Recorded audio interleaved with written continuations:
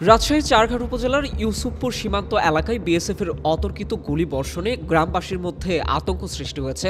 জানা গেছে, চারঘাটের ইউসুফপুর বিওপি সীমান্ত পিলার ৭২/২ এর পাশে কারনাশ চর ও হবির বাতান চরের কাছাকাছি জায়গায় বিএসএফ গুলি চালায়। প্রথম দফায় রাত ২টা ৩৮ মিনিটে ১২ থেকে ১৪ রাউন্ড, পরে ২টা ৪৫ মিনিটে আবারও ৬ থেকে ৮ রাউন্ড ও সর্বশেষ ২টা ৫০ মিনিটে ৩ থেকে ৪ রাউন্ড গুলিবর্ষণের ঘটনা ঘটে। তবে কাদের উদ্দেশ্যে গুলি চালানো হয়েছে তা কেউ নিশ্চিত করতে পারেনি। কোনো হতাহতের ঘটনাও ঘটেনি। বিজিবি বলছে, রোববার সকালে বিজিবি ও বিএসএফ এর যৌথ টহল ছিল। এই সময় বিজিবির পক্ষ থেকে বিএসএফ এর মাঝরাতে গুলিবর্ষণের বিষয়ে জানতে চাওয়া হয়, তবে বিএসএফ গুলি চালানোর বিষয়টি অস্বীকার করেছে।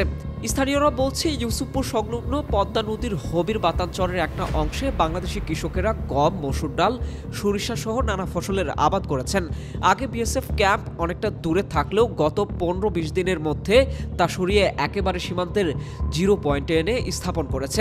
এতে কৃষকেরা চরে চাষাবাদ নিয়েও বিপাকে পড়েছেন। ভয়ে অনেক কৃষক চরেও যেতে পারছে না।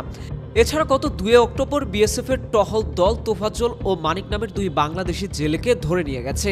এরই মধ্যে ভোর রাতে ব্যাপক গুলির শব্দে তারা আরও আতঙ্কিত হয়ে পড়েছেন।